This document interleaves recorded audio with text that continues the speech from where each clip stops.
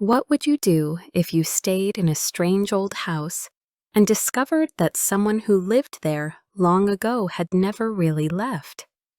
That question stayed with me from the very first night I walked into the place. I thought it was going to be a quiet holiday by the sea, but it became something I would never forget. My name is Elena, and I had only been married for 2 months when my husband David suggested we spend a week at his aunt's seaside inn. She was an older woman who owned several small houses near the coast, and she often let family stay there. We wanted time away from the city, so we agreed. The inn was large and stood close to the cliffs. Its windows were tall, and from the upstairs rooms you could see the ocean stretching into the horizon. Still, the moment I stepped inside, I felt something unusual in the air. The walls were made of dark wood, the ceilings high, and every corner seemed to hide a shadow. Before we continue, I would love to know, where are you listening from? Which city, which country? Share it in the comments. And if you are enjoying this story, please subscribe so you never miss a new story. We unpacked our things in a room on the second floor. It had an old wooden bed, a small mirror above the table, and heavy curtains that smelled of salt from the sea air.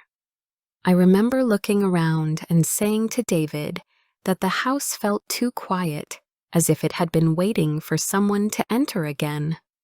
He laughed and said it was only my imagination. I wanted to believe him, but my heart was uneasy. That first evening, we had dinner in the small dining room on the ground floor. His aunt joined us and told stories about the town and how the inn had been in her family for generations.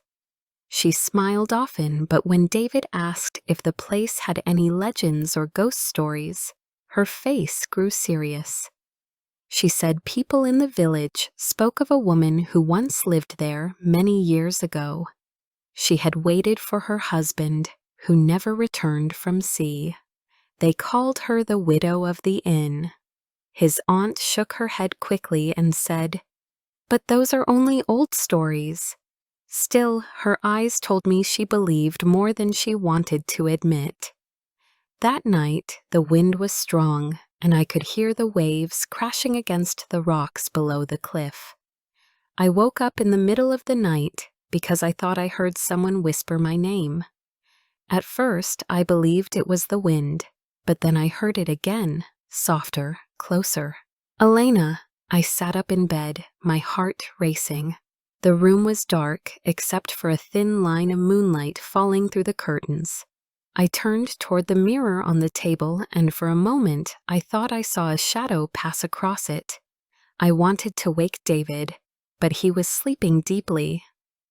I told myself not to be foolish, and I lay down again, though I did not sleep for the rest of the night. In the morning, David asked if I had slept well. I told him the wind kept me awake, but I said nothing about the whisper. I did not want him to think I was nervous. We had breakfast together, and then he decided to explore the house. I followed him as he went from room to room, pushing open old doors and looking at the paintings on the walls. Most of the paintings showed the sea, stormy and endless. One of them caught my eye. It showed a woman standing by the shore, her face pale and her eyes dark, staring out at the water. Something in her expression felt too real, almost alive. Later that day, David found a door that led to the cellar. The air was damp and cold down there, and it smelled of salt and stone. Against one wall was an old wooden chest covered in dust. David forced it open, and inside we found a bundle of letters, tied with a faded ribbon. The paper was yellow with age, and the ink was hard to read, but the first words were clear. "My dearest Thomas, I am waiting still." I held the letters in my hands, and I could almost feel the sadness in each line. It was as if the paper carried the weight of years of hope and pain. That evening, as the sun went down, the inn grew darker and colder. The wind returned, stronger than before, and the shadows in the corners seemed to move. I tried to keep calm, but every sound made me turn my head. When it was time for bed, I blew out the candle and closed my eyes.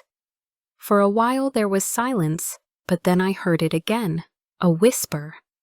This time it was not only my name, but also David's. "Elena, David." The voice was soft, almost kind, yet it made my skin turn cold. I sat up quickly and shook David awake. He looked at me with sleepy eyes. But before I could explain, the mirror on the table moved slightly as if touched by an invisible hand. David got out of bed and walked toward the mirror, but there was nothing there. The air grew colder, and then we both heard footsteps in the hallway. Slow, careful steps, one after another. We ran to the door, opened it, and saw only the long corridor lit by moonlight through the window at the end. But the steps continued, echoing from somewhere below. David took my hand, and we walked together down the stairs. The air felt heavier with each step, and the shadows seemed deeper. We stopped in front of the cellar door. It was closed, but from behind it came a faint sound. It was like a woman's voice, humming a low song. My hand shook as David opened the door.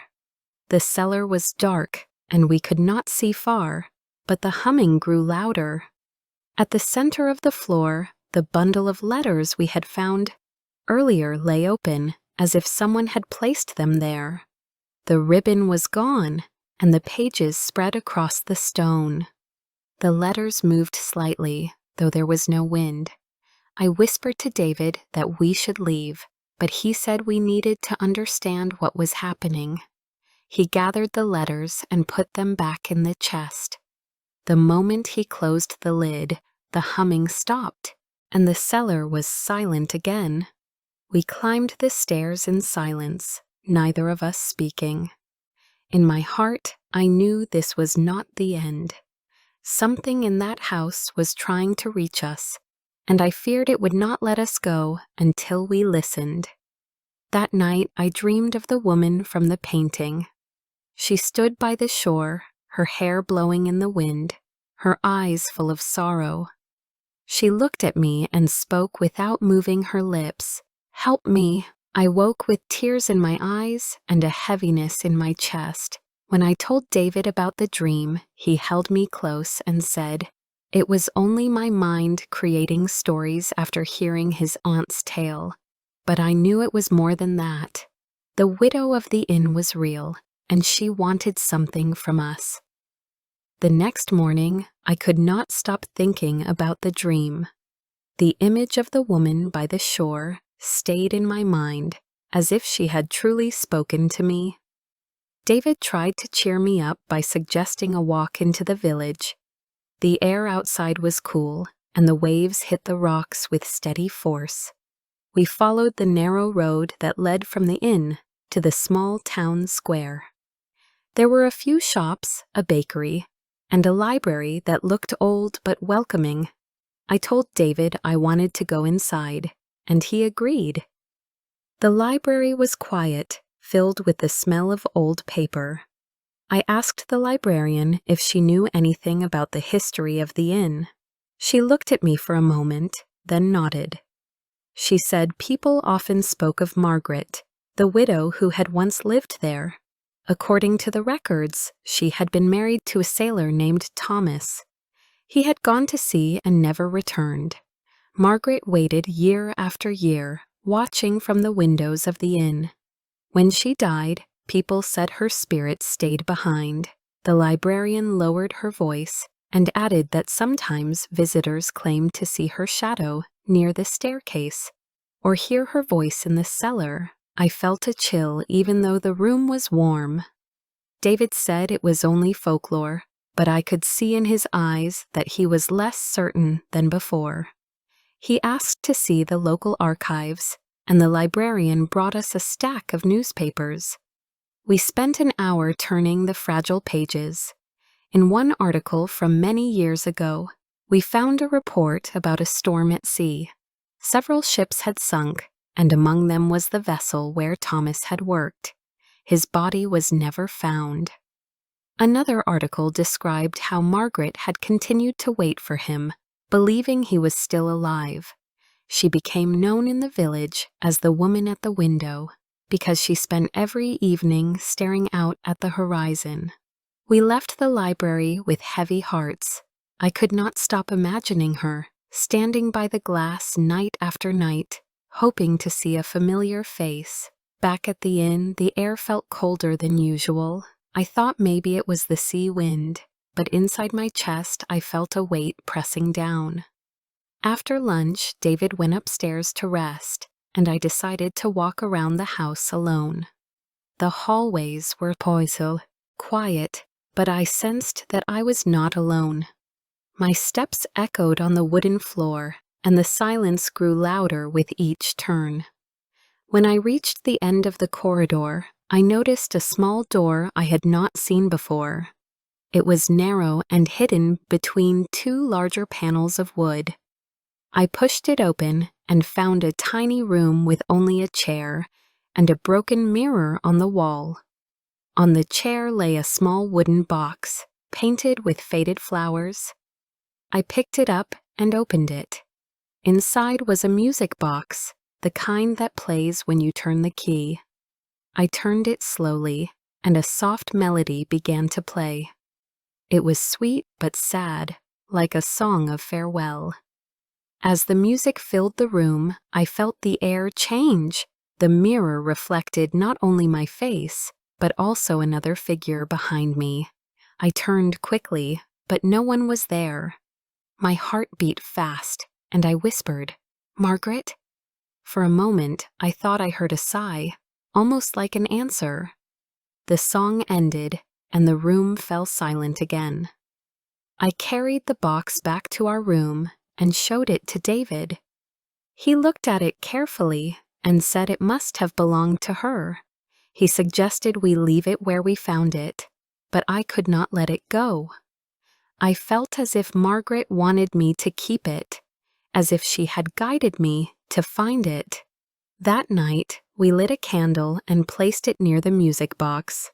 We wanted to show respect, though we did not know what else to do. At midnight, the melody began to play by itself. The key was not turned, and the lid was closed, yet the song filled the room. David and I stared at each other in silence. The mirror shook slightly, and then I saw her again. Margaret stood near the door, her face pale but not angry. She looked at us with eyes full of sorrow. She did not move her lips, but I heard her voice in my head. He never returned. I wanted to ask her what she wanted from us, but my throat felt dry. David took my hand and whispered that we should listen. Margaret raised her hand and pointed toward the cellar. Then her figure faded into the air, leaving us cold and shaken.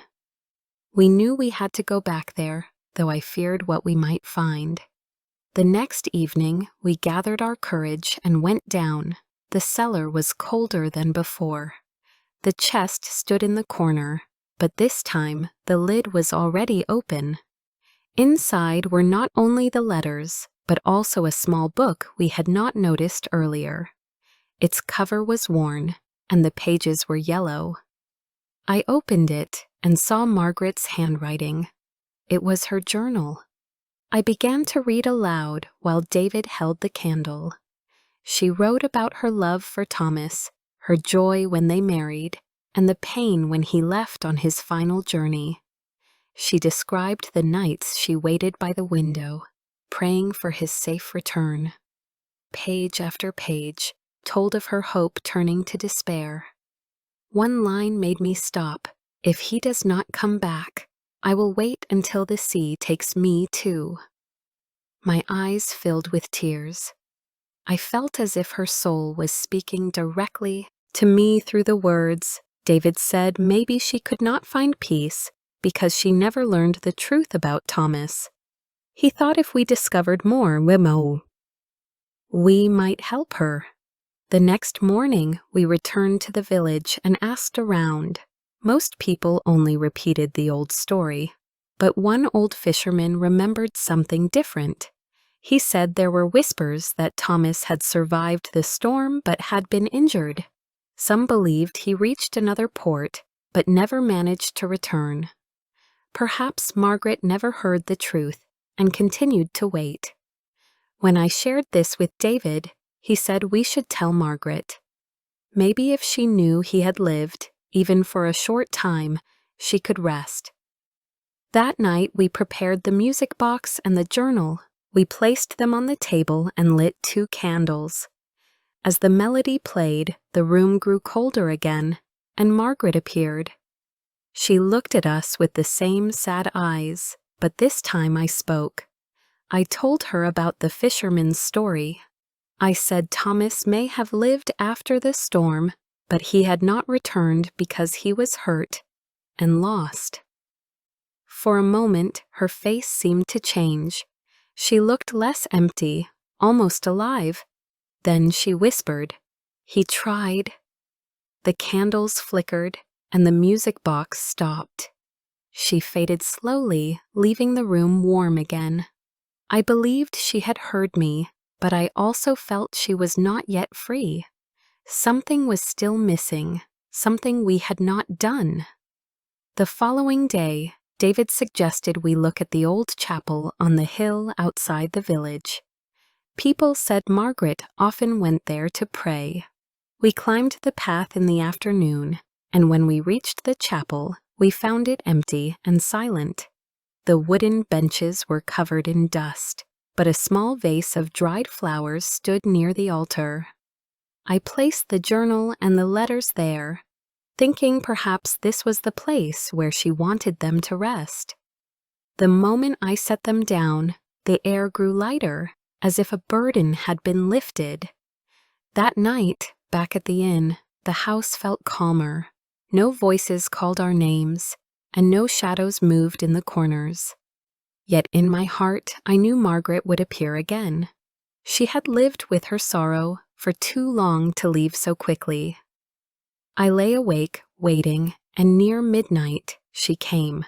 She stood by the mirror, holding the music box in her pale hands. She looked at me, and for the first time, she smiled. It was small, fragile, but real. Then she disappeared into the light of the moon, leaving the mirror clear. I closed my eyes, hoping that this was the beginning of her peace. But deep inside, I wondered if her story had one more part that we had not yet discovered. The next morning, the inn felt different. The walls no longer seemed heavy, and the rooms were brighter, as if the light had returned to them. David said perhaps Margaret had finally found peace, but in my heart I knew there was still more. I could not stop thinking about the smile she had given me. It was not a farewell. It was a sign, a message that she wanted us to continue. After breakfast, we decided to walk along the cliffs. The wind was strong, and the sea crashed against the rocks far below. David held my hand, and for a while we enjoyed the fresh air.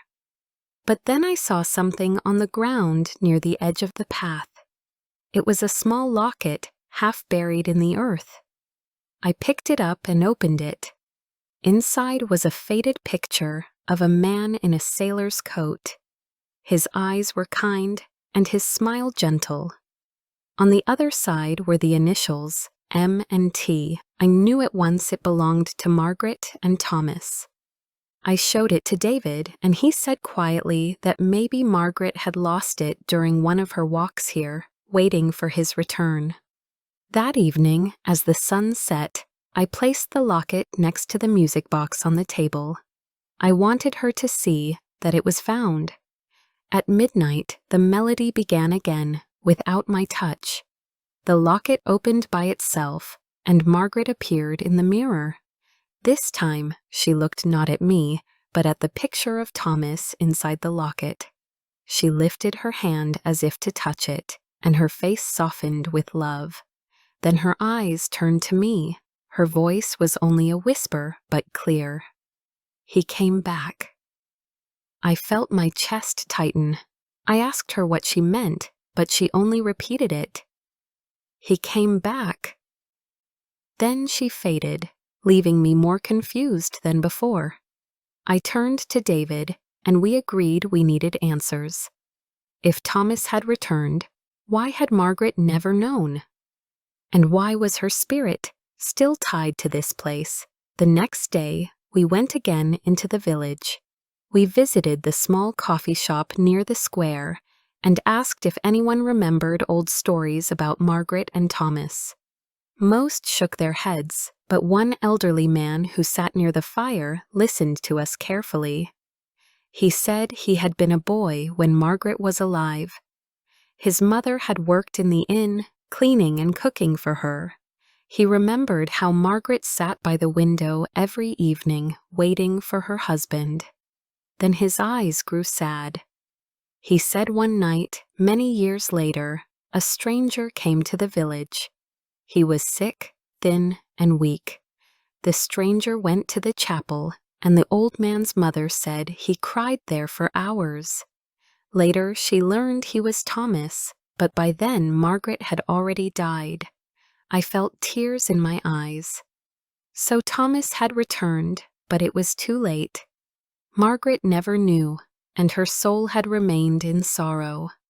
I thanked the old man for telling us, and he nodded, saying it was a sad story that had never left him. That evening, back at the inn, David and I decided we must tell Margaret the truth. We placed the locket, the letters, and the journal on the table. The music box began its song, soft and haunting. The air grew colder, and Margaret appeared once more. She looked at us with eyes full of longing. I spoke clearly, trying not to let my voice break. I told her that Thomas had returned, but he was too weak and too late. He had gone to the chapel, crying for her, but she was already gone. I said that even though she had not seen him, his love had never ended. He had carried it until the last breath of his life. For a moment, the room was silent. Then tears ran down Margaret's pale face. She reached for the locket and held it close to her chest. The music box played louder, and the air around us filled with warmth instead of cold. She looked at me one last time and whispered, "Thank you." Her figure grew brighter, like a soft light, and then faded completely. The mirror cleared, and for the first time since we had arrived, the inn felt truly calm. David and I sat in silence for a long time. We both knew that she was gone now, not in sorrow but in peace. The house felt alive again, as if the walls had been freed from years of sadness. The next morning, sunlight filled every corner, and the sea looked brighter than ever. We spent 2 more days at the inn. Each night we lit a candle near the locket and music box, though no shadow appeared again.